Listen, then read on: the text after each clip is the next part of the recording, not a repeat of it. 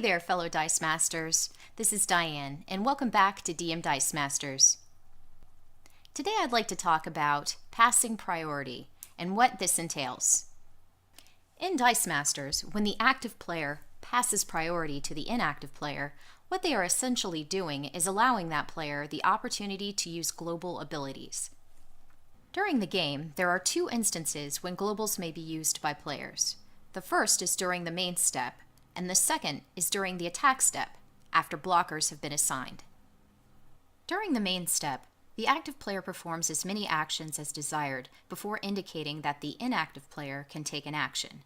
This is called passing priority. The inactive player can then either perform an action or decline the opportunity.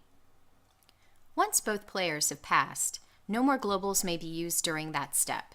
The exception to this rule would be playing globals that are in reaction to damage being dealt. What I'd like to do now is go through a turn in which I demonstrate passing priority. Let's imagine that this is during my turn, during my main step. I'm able to use globals, field characters, and make purchases.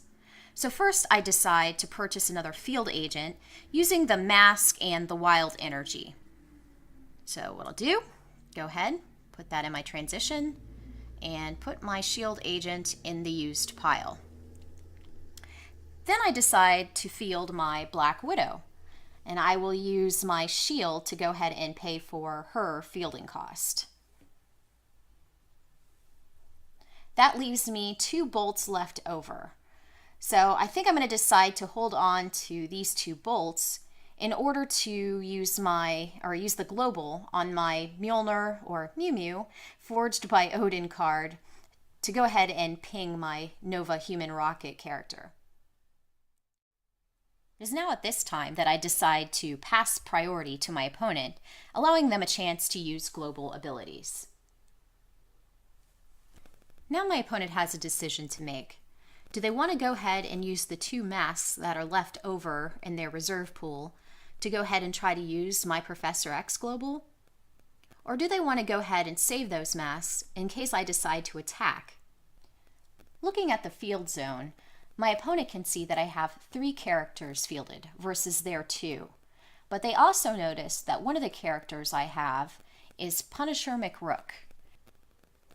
He has the ability to knock out an opposing character when he attacks. If I do decide to attack, that would leave my opponent with only 1 blocking character.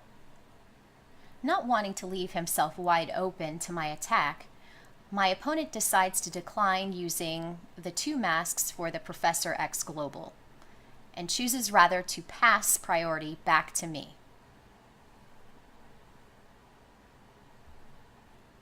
At this time, I decide I want to go ahead and declare an attack.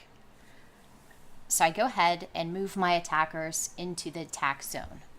Declaring my attack triggers my Punisher's ability. I then decide to use that ability to go ahead and KO my opponent's giant spider.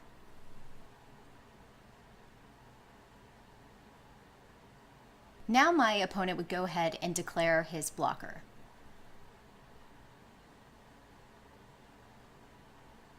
Now that the blocker has been assigned, it is time for us to use globals.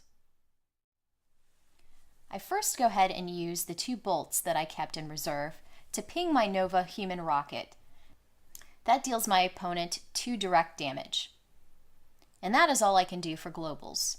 I then go ahead and pass priority to my opponent. My opponent uses the 2 masks that they kept in reserve to go ahead and distract back my Punisher and Black Widow.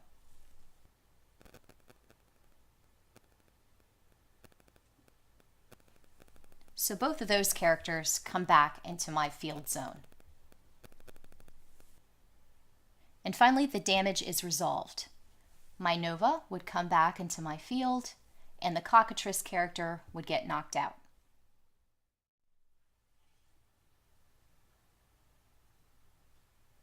And that concludes the turn. So to give a quick recap of what we learned, passing priority basically is when the active player gives the inactive player an opportunity to use global abilities.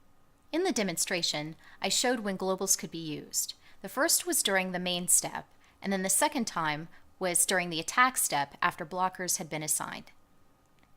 I also showed an example of sometimes when it's a good idea to hold on to energy, just in case your opponent decides to attack. I hope you found that information informative. Once again, this is Diane, and thank you for watching DM Dice Masters. Take care.